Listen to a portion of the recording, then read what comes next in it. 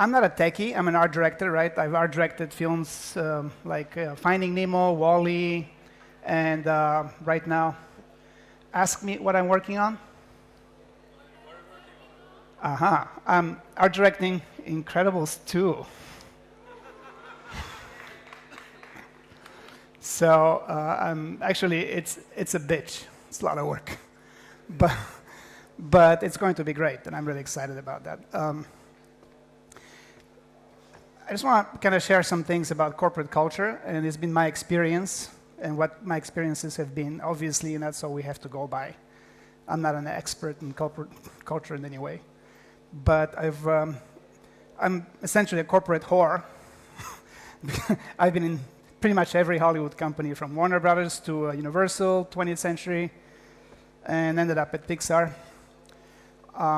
And I've seen the differences. It's really interesting how we humans, we tend to act like we adapt to each other really quickly. Like we start acting like each other. Have you guys noticed? Like, and it's not just nationalities. Like, we Bulgarians, I mean, I can tell a Bulgarian from a mile, right? But I'm sure you guys feel the same way about your nationalities. But on a smaller scale, I mean, the same nationality, for example, DreamWorks and Pixar, the difference is incredible, just culturally speaking. And it really comes from the leadership, I think, and it comes from the way it was started. And I don't know where it comes from. I have no idea, to tell you the truth. I'm just making this up. I don't know, because, but the difference is huge. And when I first started working at Pixar, I noticed that the most important thing is the difference in the culture that I saw that was very unique. It wasn't something that I experienced before. And it took some time for me to adapt to that kind of different look at things, different interaction with your coworkers.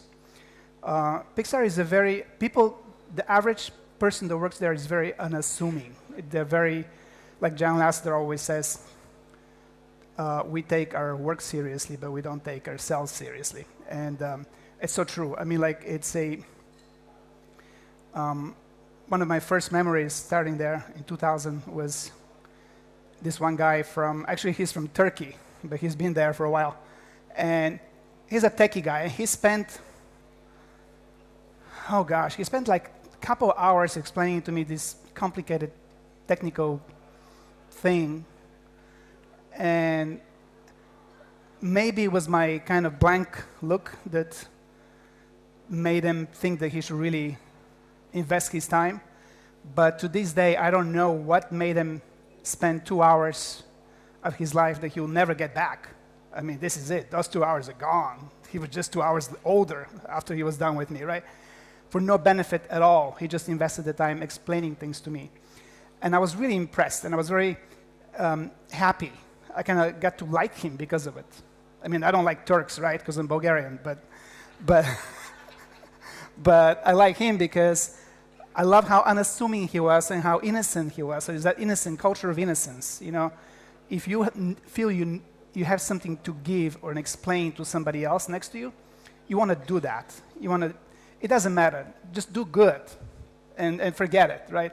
And I've experienced that many times, and I've adapted the same thing. So these days, I do the same thing. And if I can help somebody, if I can, come home a little later, I would feel better because, honestly, it's so much better when everybody around you know what they're doing. Different places I have been, at times wondering, am I the smartest fucking person here? I mean, it's an awful feeling. You guys know what I'm talking about? It's like everybody around you is just dumb. They don't know what they're doing. It's like one-eyed person among the blind.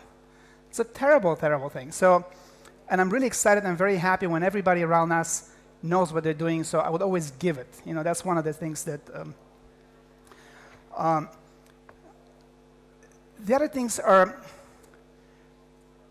Because I'm an art director, obviously, I lead creative teams, and that's always very tricky, right?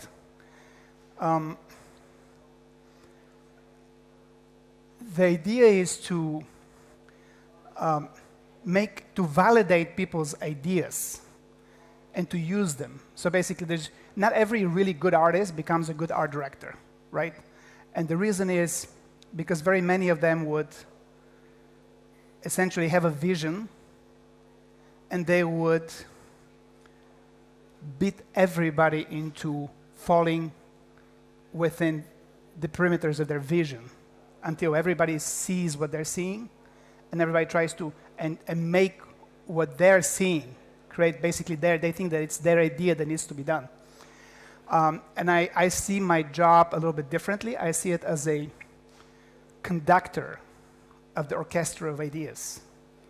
So I have a lot of people with so much to contribute, and my job is to come up with a coherent sound out of it, and with a coherent film project. My job is to identify ideas that would work great with other ideas, and hopefully I have some interesting thing to contribute to it.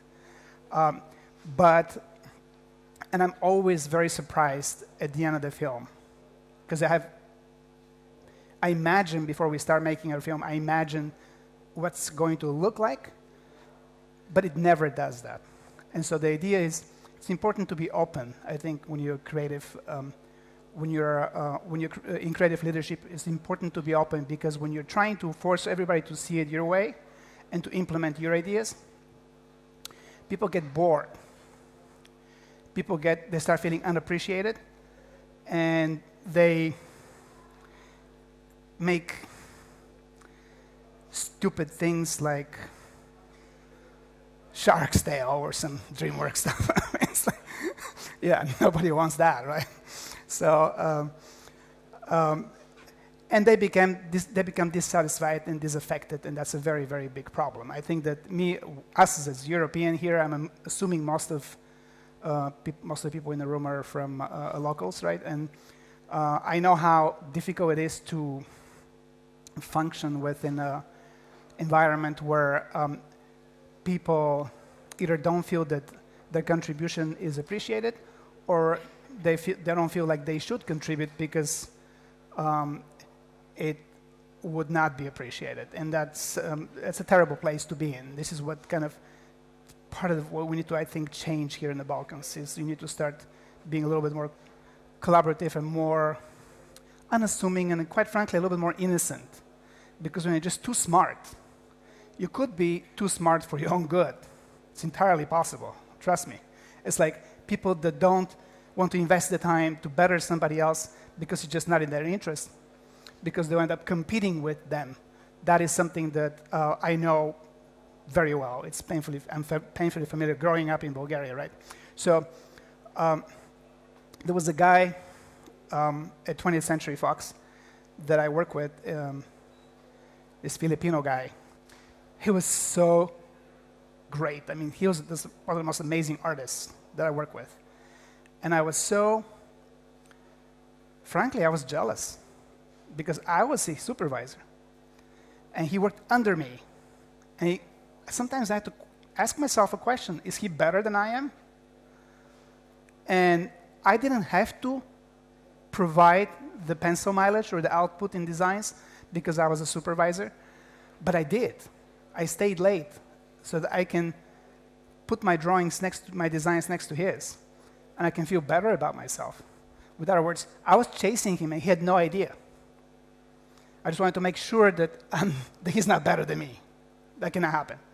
Well, a little later I got offered the job at Pixar from 20th Century Fox. And guess what is the first thing that I did? I got him to come to Pixar. Because I understood that moving target is what got me to Pixar. Because he made me competitive. He helped me become competitive enough that got me the job at Pixar. And I'm a big believer that it's very important to surround yourself with people that are better than you. You think they're better than you. Don't surround with people that make you feel comfortable about what you do, because that comfort is an illusion. Eventually, I've been in places where everybody, I call it corporate inbreeding. where people start hiring people like themselves, people that make them feel comfortable, and eventually the whole ship sinks. Corporate culture is something that cannot, I don't think, and I don't know, I'm not an expert, this is just opinions, right? It cannot be, it could be shaped to a point, but for the most part, I think it's an attitude. It's not, there's no formula, right? I'm not for example, when I interview for jobs, people that are applying for jobs, I don't look for example, I don't look at the person thinking, would they fit in our culture, right? Because to me, that's a really terrible thing. I don't want people like me. That doesn't help me be creative. That doesn't help us come up with new stuff. Yeah, I can go hang out with them, have some more drinks together and shoot the shit, right? But it doesn't help me creatively. So I'm always trying to, when I hire people, first, their work is very important. Second, their attitude is very important about their work. One of the trick questions that I always give them is, I would say something slightly negative about their work, like off the cuff, and watch their reaction. It's very important. I want to see how they react to criticism, If they get all tied up, or if they get all insecure, who wants that? Like, I don't want anybody that's going to get stressed out because their work is not perfect. And I don't want anybody who is going to get defensive that their work is not perfect, right?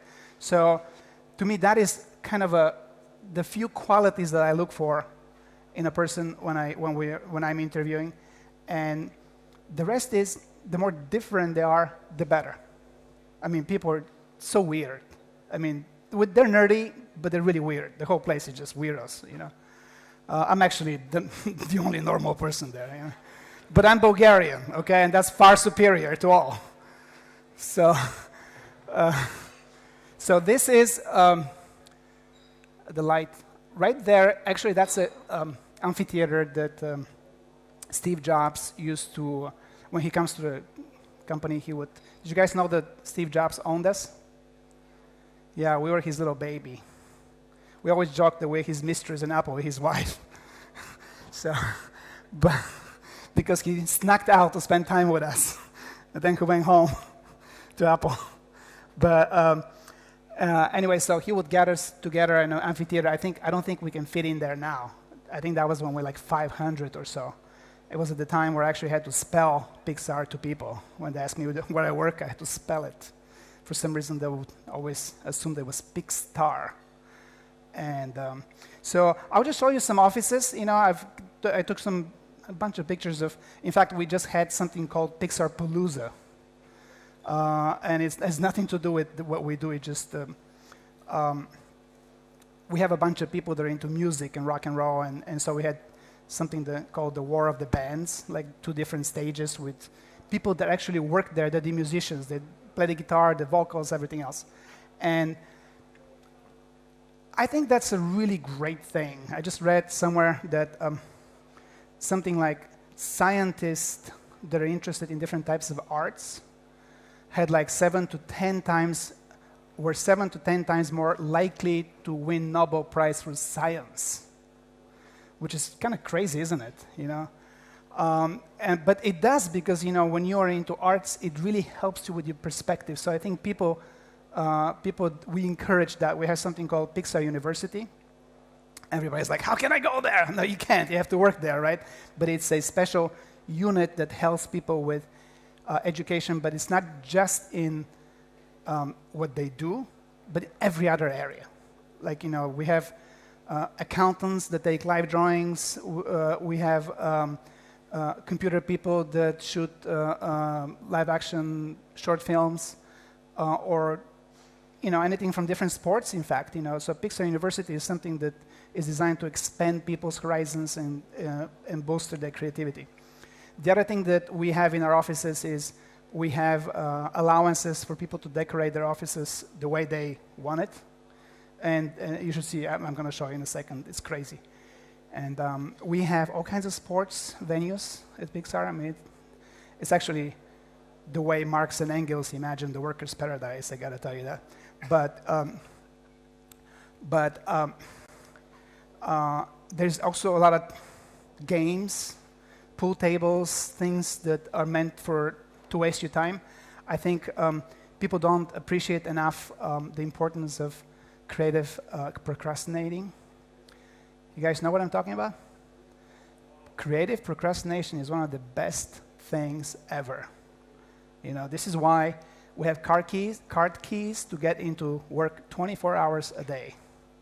We have cereals, we have foods that are free for people when they come in, and they encourage, because a good idea doesn't have a time frame. Like, I can play video games all day long, and at 5 o'clock I can decide that, oh shit, I just had this great idea for that thing that I was working on. And you start working on it, and it's midnight, and you're still there. Sometimes I can sleep because I have this really neurotic boss right now. I can sleep well because I know he comes to the office at 5:30, which is ridiculous. Who does that, right? But, you know, because he's at 5:30, I wake up at 5, and my eyes are like, oh shit, he's there. So at 6, I'm there. And at 7 o'clock, we have meetings. It's ridiculous. It's retarded.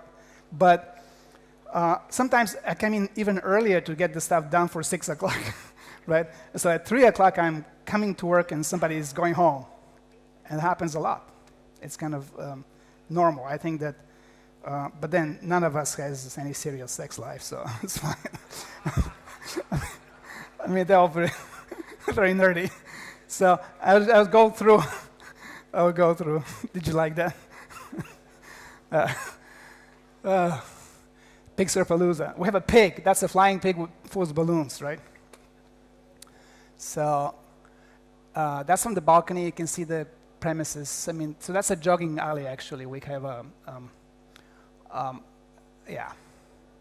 stage, one of the stages. The food, so we have a full-size, like, Olympic swimming pool. People go there. That's the other stage on the other side. And it's just one day, right? This is the director of Brave, of our last, the one before our last film, which is Inside Out. So that's Mark Andrews. He's a very intense drummer, I guess. I just didn't know that until Friday. This is the head. He's the head of story. He was the head of story of Finding Dory, actually, I think. This is the other stage. It's a little bit inferior because it represents the people from HR and, you know, the untouchables. Yeah. You know, she's cute, so I put her there. That's the Steve Jobs building, so that's the main building that we have, you know. People's cubicles. Now, they go crazy. It's like, what? This is the Rhino Lounge, which is just a bar. We have a lot of bars. I mean, you see this distinct alcohol theme going on here, but I'm sorry that, you know, the light, it's too light and probably don't see. So this is somebody's burglar-proof toy box. Apparently, this must be very valuable toys for this, because this looks like it's unbreakable. I think it would survive a nuclear war. Bikes, guns, I don't know why, but, you know, it is in America. Guns are kind of normal. Somebody. Render farm. Yeah, like, I don't know what this car is doing there. That's an animator's quarters. Somebody thought it would be a good idea to bring it. These are cubicles, and this is like a Chinatown part. That's a taqueria, I guess. But that is a cubicle, and so they just decorated the way they kind of want to. It's a meeting room. Cubicle. Bar. That's part of the bar. That is a cubicle. I mean, somebody with serious Lawrence of Arabia issues there. The detail of it, I thought was pretty fun. You know, they go all the way. Somebody's office. That's a good one. So basically, it's a tiki office. You walk in, and that is a TV monitor with nonstop footage of the sea. It's huge, and it has a sound too. So when you're there, it really feels like you're on the beach, and you don't have to. And that's where people sit when they want to discuss something. And that's the office of the guy. So the monitor is to the right, right? I wasn't sure what this guy, whatever. I wasn't sure where he was going with it, but I just took a picture. That was a year or two ago. I took this, and this is now, and I don't know what's going on there. I mean, it looks like a dungeon, like some Egyptian kind of something.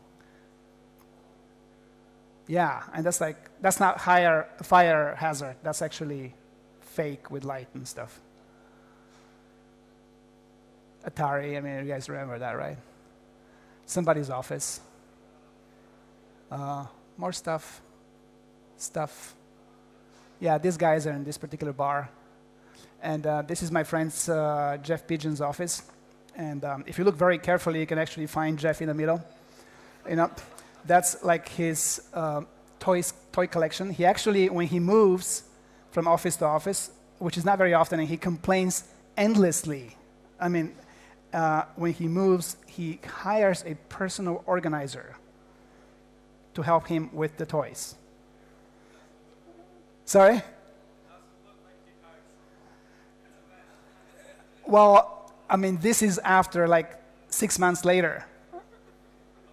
It was great before that, but nobody is perfect. But look at it, it's all very well. I think that's pretty organized. I mean, and this is the outside.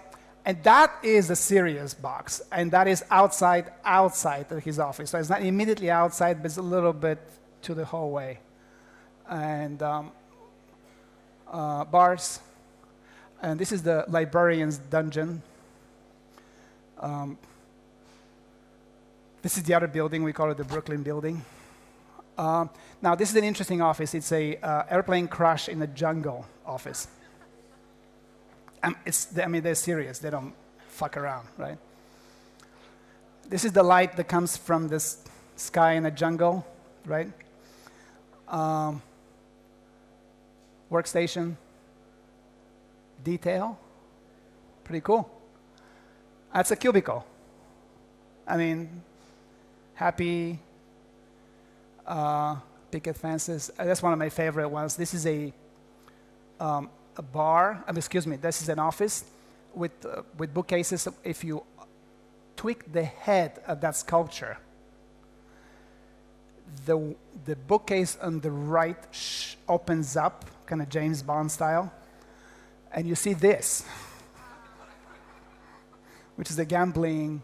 There's a bar and a roulette. There's a serious roulette there. Where did they go?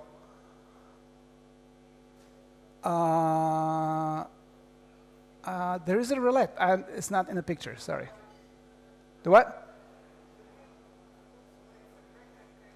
There's a black table, but there's also a roulette. Yeah. So, more bars. I mean, obviously, this is somebody's office. I said, just turn around, because I don't want people to see your faces. It's embarrassing. I mean, and they did. They hid their faces. Chinatown, the Korea, again. Games, this is like one of those things. I don't know if they have it here, but it's kind of you pull. Yeah, you do. Okay. Western theme. This is actually a conference room. And on the top you can see, I don't know if you can see it, but there's a big, yeah, you can see it. There's a big screen that comes down, and that is a projector right on the light, and so people actually do business there. The gym, I mean, you gotta be fit and look good if you're vain, like me, and pool tables, library, sports. I mean, this is a basketball court. That is a beach volleyball in the back, and we have a soccer field as well. And that's it. So, did you guys like it? Pretty fun, huh? So, if you have any questions, I would love to answer it, I'm sure. Okay, first is in the back. Okay.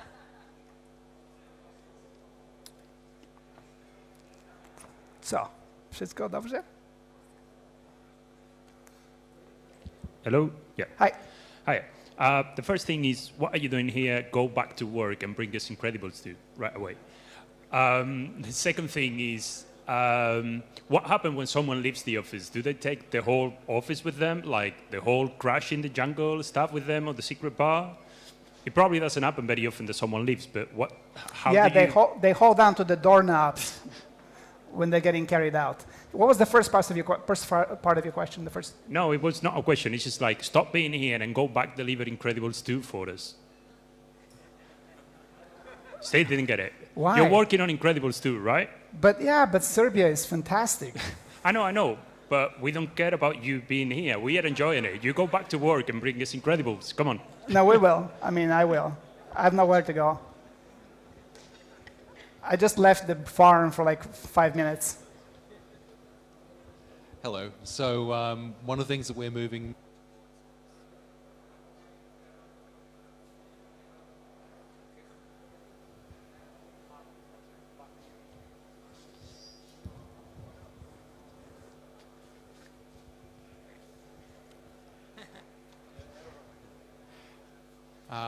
so one of the things I've noticed in tech industry is we've moved more away from cubes and offices to more collaborative workspaces.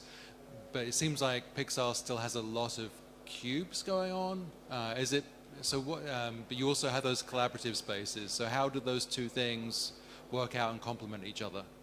So what happens, this is a really good question. So basically, I don't think that the open space, it's a good idea, personally. I think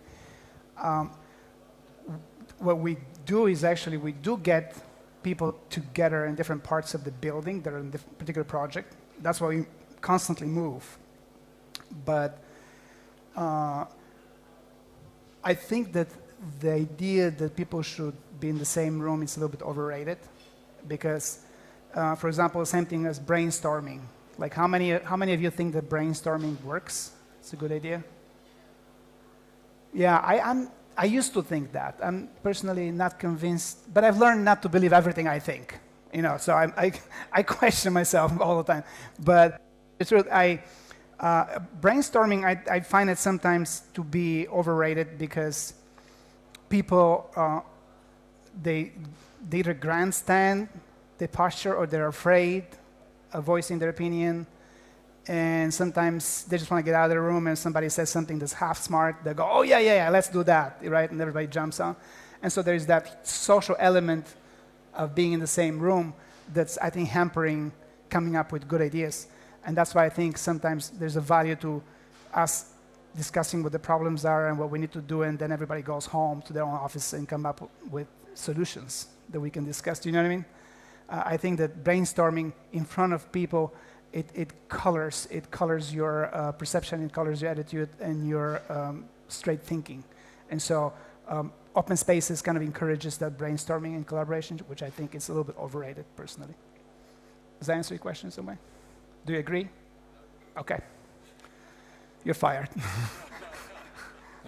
You told you are waking up in 6 in the morning, going to work, and start working at 5 p.m. You play games until then. Then you work until early morning again. When do you have? How do you live that? Like I said, we have no sex life at all. No, I mean, basically, it's. I don't do that every day. I don't play games. I mean, I waste time picking fights on different forums and stuff. But I don't play games. I take like a couple hours at lunchtime to work out, do something physical, go running, do things, but not. But again, I think that it's everybody is different. Like for example, if you have your family person and you have to be home, then you kind of concentrated. But I think that there's something called, I think, not a very efficient efficiency, which is efficient, but it's not inspired performance. It's just you're doing your work and you're focusing on a particular time frame, but it's not as inspired because you're not coming up with this great idea. So there's a value to being able to procrastinate, doing something else in the middle of the day. So, Okay. did you? Hi. I have practical questions. In most companies, you have like a cleaning crew that comes like later in the night to clean up the stuff. How actually that works in your office? Because I can imagine your friend like having all his toys move around to be cleaned. So How that works? I don't think they touch the toys at all, you know, and there's a lot of toys, trust me. And it starts from John Lasseter, is like, his collection is incredible. But they come around at night and they clean, but they're very careful. Like, for example, if you drop a piece of paper on the floor, they would vacuum and they'll put it right back on the floor. I swear, I'm not making this up, you know. So, did I answer? Did you have another question? He's got one more question. Say it, I will repeat it, okay. Yeah, I think you answered, because my question was, when I see these offices, I start thinking, is this to keep employees there, to not go home, because this looks like another home, or is it to push your creativity to another level? To push your creativity. Okay. Yeah, I don't think that we're that evil. How Maybe- does the maybe we are, I don't know. How does the creative process actually works? Because it seems that even though there's a lot of cubicles, there has to be people working a lot in animation, rigging, illuminating, color correction, all these things to get the movie. Seems to come from the same guy, the entire piece. And Or a second girl, question is, how many people are you managing, and do you go from cubicle to cubicle, or how is it that people report what's a work in progress? So it's a good question. I mean, like, it's not that different than other places. You know, we have, what's different is that we're very disciplined as far as the meetings go. For example, if it's a meeting that it's a half hour and these are the topics, we have a person that owns the meeting. And that's actually different from other companies that worked in the States, which just proves the point that it's not the nationality, but it's the group of people that dictates the culture, you know. So they would, for example, there's 3 or 4 points that need to be covered within this half hour, right? And they would time, there's a person that owns the meeting, right? It's usually like some sort of manager. And they would time that, and they would give us heads up that we have 1 more minute to discuss this, or 2 more minutes to wrap up and move on to the next point. And it's very disciplined. We have meetings, right? But we discipline with our time. I've been to other places like Warner Brothers, for example, where people would just start talking and then they change the subject, and then after a while you just want to leave because you don't know why you're here and what everybody's talking about. And that was not the case at Pixar. And then, yes, I do go to people's offices, and I actually, we do have also reviews in screening rooms, but I'm actually one of those people that offers the option. You know, if you want to meet me in the art room, or do you want me to come to your office? You know, and I do this because I think people are individual and they have preferences. So there's no structure per se. I think that, again, that goes to some people are more comfortable just talking to you one-on-one with somebody that's taking notes, right? And some people are more comfortable being in, showing their work with everybody else. So.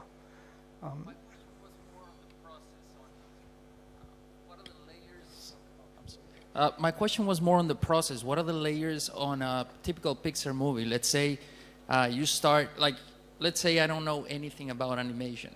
I don't know anything about movies, which I do a little bit. You want me to tell you how we make the movies? Yeah, I But mean, then what's exactly your role within the process, and how many people do you need to manage? So it depends. Really, this is really it's a long question, long answer to a very short question, right? So I mean, we have different. There's a pipeline, and it's different people come in at different time, and so I think at the height when there may be 200-300 people at the height. Not even that, I think less than that, but there may be 300 or 400 people that have worked on it, right, at different times. And so different departments come after different departments, and the only thing that's constant is the head of the departments. They're from the beginning, so they can be involved in the process. But it depends. This is not a easy answer to this. And also it depends because we are very flexible I mean, the story is the most important thing, right, for us. And sometimes, you know, you watch it, and it's a show business, it's not a tell business, so you can't just read a script and say, oh, that's going to be a perfect movie, let's make it. It doesn't work this way, because once you put it on the screen, it doesn't work, it doesn't play, there's problems. And so sometimes you don't, I mean, going back to the creative procrastination, because, you know, sometimes we've been in a movie for like 3 years, and it hits the director like, wait a minute, that's not working. Let's change it, right? And so the changes happen very late sometimes in the game. Great idea. Unfortunately, they don't keep schedules. You know, they come whenever they please. You know, and sometimes they just have to mature in your head, and that throws the whole pipeline off. And so it's really difficult to tell. I mean, it's a kind of putting out fires at all time, nonstop, and trying to preserve a semblance of structure through the madness, organized chaos, kind of like Italy, right? Italy is like organized chaos. Same thing, yeah. I hope that answers someone. How would you kickstart a creative process in a group of people which is used to thinking inside the box and drawing inside the lines? I don't know. Honestly, it's like I run away from this kind of people. I just leave. You know, I'm looking for people that are. I want to be associated with people that are not like that. You know, and I think that it's a matter of like making sure that you surround yourself with that kind of people. I mean, if you're already in a situation and people are just determined to be conventional, I don't know how to deal with that. It's difficult. I think that I have always done the brave thing to just, I mean, I don't retreat. I just turn around and go back, you know, and go forward, actually. You know, I just go somewhere else. I can't, to me, it's hard to deal with people that don't, I mean, this one person I had, I don't fire that many people, but this one time I remember this lady told me that she doesn't like cars because I was trying to get her to design cars. It was a car character, actually. So they're not cars. They're characters that happen to look like cars, right? And she was designing, and she was having a hard time. And then she told me that, I don't like cars, you know. So, yeah, so she's not with us anymore. I mean, she's alive. But, yeah. So, like, you know, you have to be a professional. You have to make yourself like it and inspire yourself and find something about it that's inspiring and exciting. You know, otherwise, I mean, I can't be babysitting people, right? I'm spoiled, so I'm sorry if I'm not doing a good job stepping in your shoes, but, you know. Is somebody else?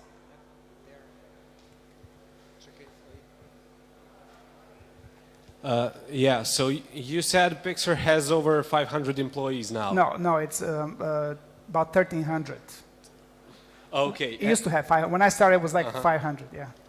Okay, so you're showing these cool offices with like, I don't know, everybody has their own cave, but what does it look like for an average person that just came into, that just started working now, for example? Well, it's really bad. They put him in a dungeon. Okay. And, a specially designed dungeon? So. Yeah, no, it's really kind of, it actually looks like a bank. It's really depressing. And okay. No, I'm kidding. I mean, look, we put him, people come in and they just dive into the culture. Like my office doesn't look anything like that. Mm-hmm. And I'm not quite sure if because I'm lazy or because I'm just so tired of making creative decisions that I just do not want to make another creative. Like my wife is designing something around the house. She's like, what do you think about this blinds, that blinds? I'm like, honey, please do not make me make a creative call again. You know, I'm done, I'm spent, you know. And so I do not want to decorate my office. I don't have the energy, the creative energy for that. And so my office looks kind of, you know, just messy, you know. Okay, thank you. So, yeah.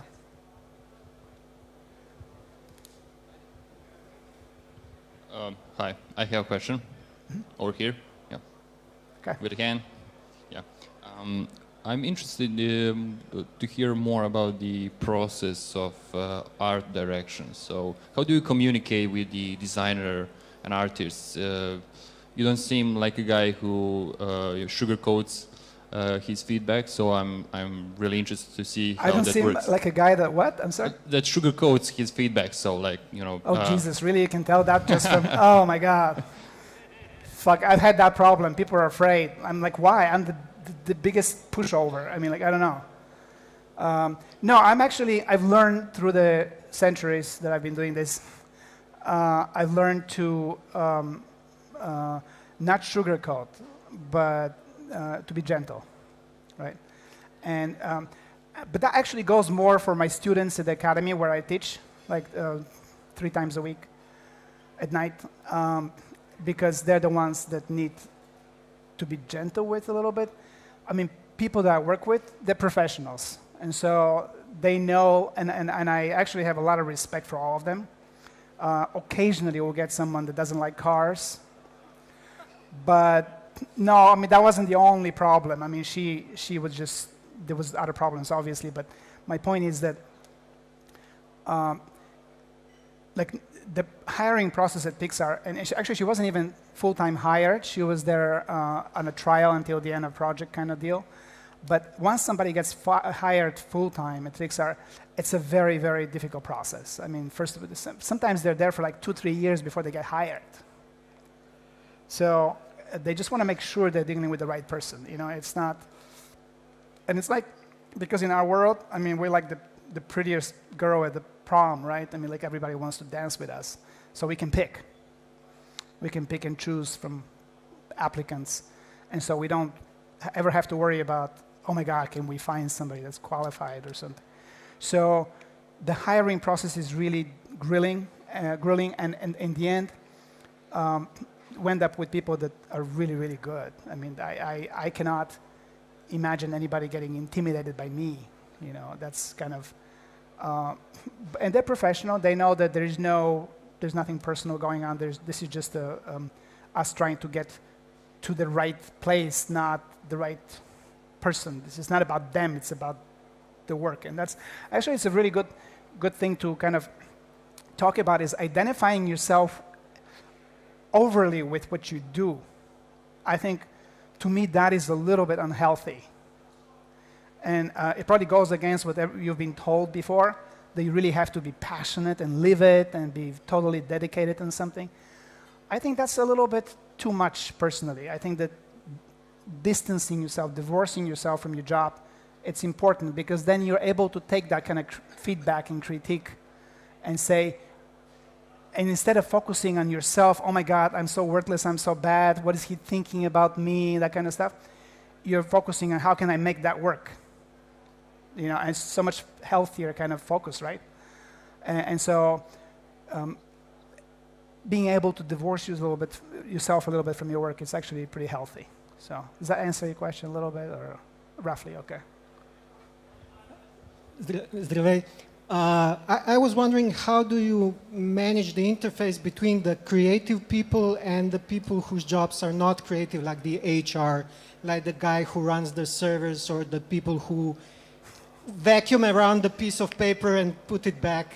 So I'm not going to say that because we have a camera there and I don't want anything. I'm not going to talk about HR. But,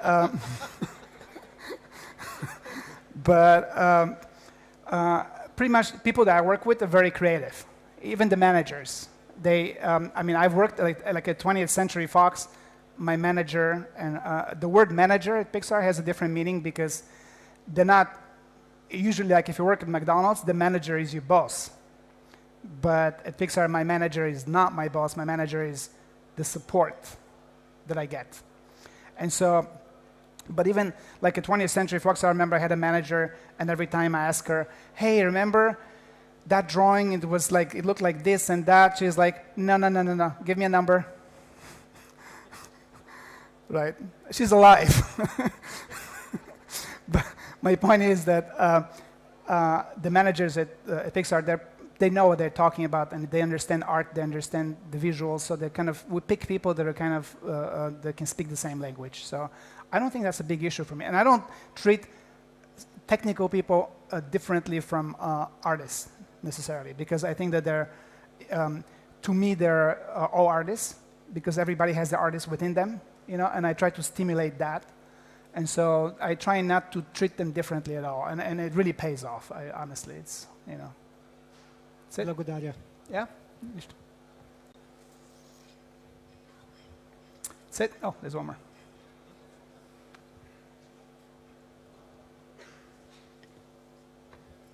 Hi. I have a question about the brain trust meeting that I don't know if you still do them, but I'm listening to Creativity Inc. By Ed Catmull about Pixar's creation, and currently on the part where he explains the brain trust meeting that you have, and when one guy exposes the work he's doing and get a lot of feedbacks and ideas, and so I don't know if you still do that, if it's still part of the process. Yeah. So that's the first question, and the second one is, what's your point of view on that? Because to me, it looks like a bit of brainstorming, but earlier you said that you're not a big fan of brainstorming, so I don't know, what's your point of view? So, I mean, let's not confuse those things. I think that brainstorming is very different from input. I mean, like, everybody needs their input.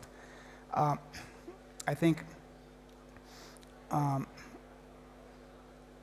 input is extremely important, and we have different venues for it. You know, the brain trust. I'm not part of the brain trust, so I don't know what they do when they get together. I wouldn't presume to, but my guess is that they don't sit there trying to come up with an idea for the film. That would be brainstorming. Hey, do you want to make film about talking cars? No, that's not going to work. Oh, it's going to work. Let's get together and see how we can make it work. No, that's not how that works. A person comes up with an idea of talking cars and puts together a film as a director, right? Somebody that's trusted. On reels with rough sketches of film of talking cars and shows it to the brain trust. And they watch it and they say, let's get together and tell you what's not working about this and what could work better, right? But everybody goes to their own offices and comes back to that meeting with the feedback of their own already there. So there's a huge difference between feedback and brainstorming. You see the difference, right? And what's the first question? Do we still have brain? Yeah, they do. And I think it's very important because our films are very, they're very unique in a way that they're different, but at the same time, they kind of have the same spirit, right? They have a heart. And so it's kind of like, you know, if you have a name brand, you know, you want to preserve it, but you don't want to keep repeating yourself. And that's the big difference, you know, so, yeah. Okay, I'm done.